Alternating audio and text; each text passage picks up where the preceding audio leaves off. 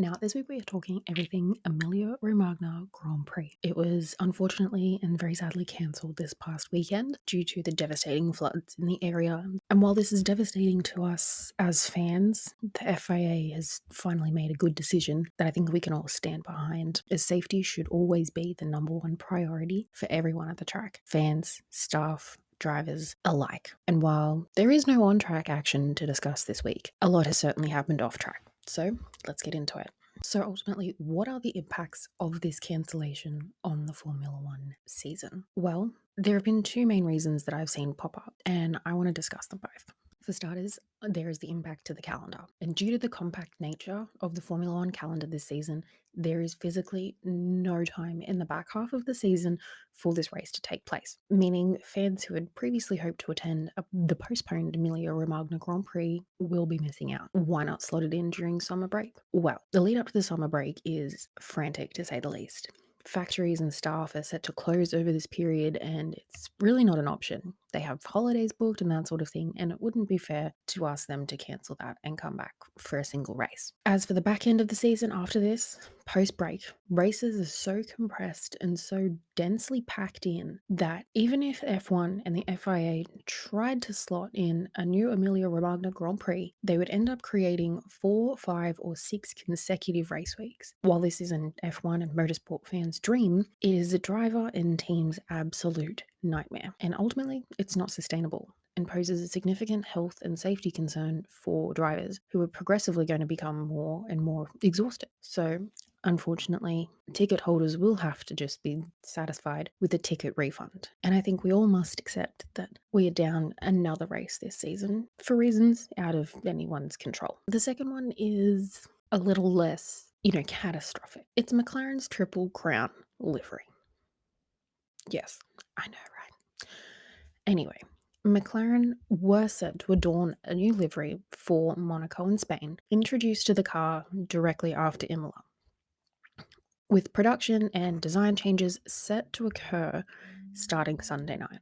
Well, and this livery was set to, incorporate the designs of 3 separate historical cars that have won: the 1974 Indianapolis 500, the 1984 Monaco Grand Prix, and the 1995 Le Mans 24-hour. However, their plans to modify the livery of Lando and Oscar's cars in their Italian factory post-Imola were thrown off course because the cars were held captive by raging and catastrophic floodwaters. When you put it into context, it's really not a big issue. However, the team were forced into logistical meltdown, but eventually managed to recover both of the cars from the paddock and the rest of their equipment, and the change of bodywork was able to take place at an external facility which was not disclosed over the course of 2 full days, and the car is now fully prepped and ready for Monaco, as we've seen given the livery launch. So thankfully, McLaren's car is okay. Could the wild weather seen in northern Italy affect the Monaco Grand Prix? Is Monaco in jeopardy? The rumour circulating in the interwebs at present is that Monaco, and delays in setting up the paddock due to the motorhomes and cars, etc., being held hostage in the floodwaters at the track in Imola. And while this was circulating for a while and many had speculated that this might be the case, it has been debunked. After all, it's Monaco and it's the diamond of the season. F1 and the FIA are not going to depart with it that quickly. There have been reports that teams are now able and have been able, and that it will likely not have any significant impact on the Monaco Grand Prix in the scheme of things, which is wonderful news. Mother Nature, however, may have other plans for the race. At present, when I was writing and recording all of this episode, the forecast for the weekend is not great. There is significant rain and storms forecast for both Saturday and Sunday, meaning both qualifying and race day. And naturally, the worst rain of the entire weekend is set to fall on Sunday, right at lights out. So we may be in for a chance of a delayed race like we saw last year, where it was postponed and we get a timed race instead of a lap race. But we're certainly in for an interesting qualifying session, which may in turn make this parade of a race go from being incredibly boring to shaking up the grid, because it will come down to qualifying and who has the best car in qualifying. Who can get their car far enough up the grid to put them in a position to take out points or a podium. Who in the midfield is going to be able to do that? This may be the one race where may not come out on top. Max and Checo, while they will be going out there and giving it their all in qualifying, as they do every other week, and ruining Max's lap, and then ending up on pole and winning the race. If other teams are able to replicate that or do something similar with their driver on top of the grid, it may be a very different story. This may be the type of race where Aston Martin are able to pull out the stops and annihilate the competition. Mercedes, Ferrari, in Charles' home race, may finally be able to get their shit together and pull out a decent podium that's not third. Can they get their first win of the season? Any of, because in the grand scheme of things, if you think about it, 4 out of 5 of the current Grand Prix have had the exact same 3 people up there. And Ferrari have only been on the podium once. So fingers crossed, Mother Nature throws a curveball at the grid and gives us some chaos. Now, onto something that's a little bit left of field, a little bit out there, something I don't usually talk about. However, recently they have gathered a whole bunch of new international support and they have been thriving, but could bring them down. Well, if those investors get their way, that's exactly what they want to do. Not destroy Formula One, but reintroduce a category. But the A1 GP was similar to Formula One. It was a single-seater racing series where teams were comprised to represent their home countries, rather than a specific constructor. Every nation represented in the sport was represented by one car and one car only, but they could field several different drivers over a season, or possibly even over a weekend. And similar to the Formula 2 and Formula 3 categories, all cars were identical specification, and so it came down purely to driver talent. Now,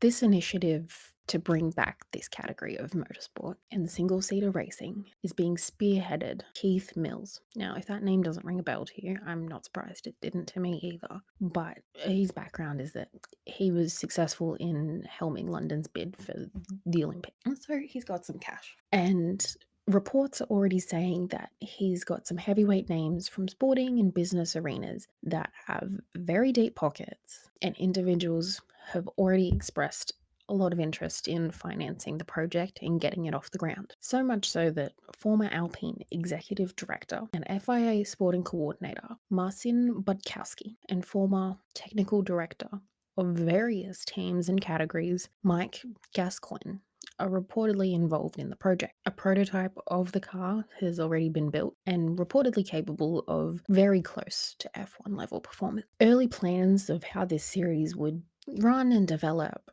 indicate that it would start after the conclusion of the Formula One season, but run until the middle of the following year, meaning that there would be some overlap between the A1 GP series and the Formula One series. And in a departure from the original idea of there's only one car per nation, each country would field 2 cars with 2 permanent drivers, similar to what we have now, where we've got 2 cars per constructor, one being an experienced driver and one being a rising star. Originally, the series attracted 29 teams over the course of its very short life, and many F1 identities that in personnel many F1 personalities that we know now were involved, including Nico Hulkenberg and Sergio Perez. And the team was comprised of Will Davidson and 2-time IndyCar champion Will Power. So I guess we'll have to wait and see how this is going to play out and whether or not they will get it off the ground. But it is something to look out for. Would this be something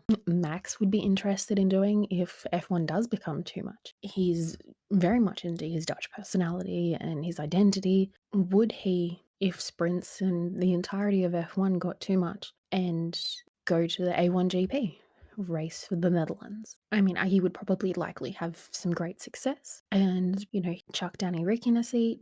There are some significant talents who may very well be interested. In other news, Honda are back. After leaving in 2021 and departing ways with Red Bull, Honda have officially announced today that they are joining forces with none other than Aston Martin, and that they will become their official works partner commencing in 2026 when the new regulations come into play. And I guess they're hoping that with Aston Martin's success this season, coming out of the blocks and absolutely blowing everyone away, that they're going to keep progressing over the next few seasons and that they will be able to replicate the success that they had with Red Bull. But I guess, I don't know, with the new regulations, anything is possible. And I guess only time will tell how the green Red Bull holds up once these are introduced.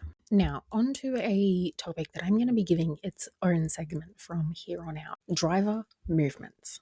And okay, I've talked about this specific switch previously, but is Lewis Hamilton really and truly considering a switch to Scuderia? Well, the sayings money talks and put your money where your mouth is have definitely come to mind when thinking about his possible defection to Ferrari. Sources are suggesting that Ferrari are not only letting their $75 million proposed deal talk for them in regards to how much they want the 7-time world champion, but they are reportedly offering him a chance to overtake the legend himself, Michael Schumacher, and win his 8th title. Now, this is a bit of a big promise, and it's no guarantee, especially with what they've got at the moment.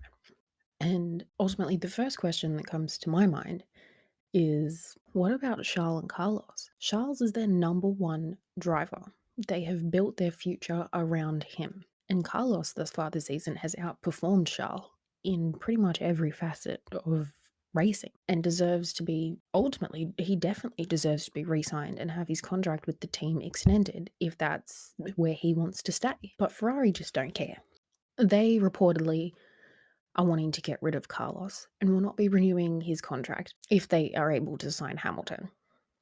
Best case scenario for Ferrari at the moment is their 2024 lineup will be Lewis Hamilton as their number one driver and Charles Leclerc as their second. But on top of all of this, I think is a little concerning and a little bit unhinged on part of Ferrari is that they apparently want to sign Lewis so badly they are willing to get rid of Charles Leclerc himself. You heard me. They want to get rid of Charles Leclerc in a driver swap with Mercedes. And now this is given some weight, really, when corroborated with earlier reports from this season that Charles was in talks with Mercedes to join them next season and leave Ferrari a year early, bow out on his contract. However, ultimately, the kink in Ferrari's plan is that Mercedes also have some cash to splash, and they are reportedly matching Ferrari's offer of $75 million to sign on for next season. And they're not just going to offer him a promise or anything like that you'll win your 8th title.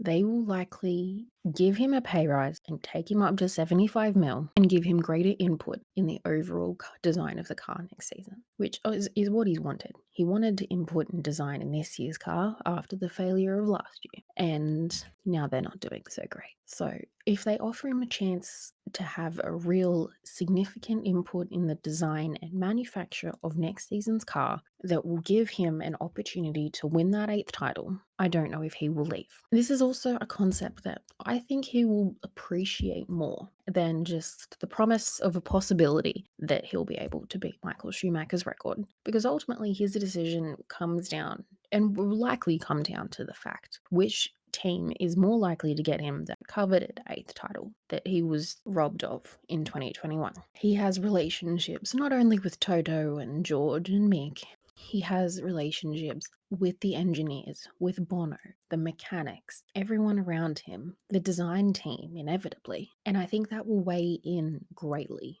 to his decision about whether he stays or whether he goes. Does he want to stay with what he knows, win with the team that has gotten him so far in his career and end it there? Or does he want to follow in what his family ultimately wish for him to do and go to that historical team that have been there throughout pretty much the entirety of the history of Formula One? Risk it all for that 8th title in a team that is currently below Mercedes in the constructors for this season, for pay and the possibility of overtaking one of the legends of the sport, when he himself has already cemented the fact that he is a legend in the sport. Not everyone goes out there and drives and gets 7 titles. It is an accomplishment. So will he just go for the possibility and the idea of beating Schumacher?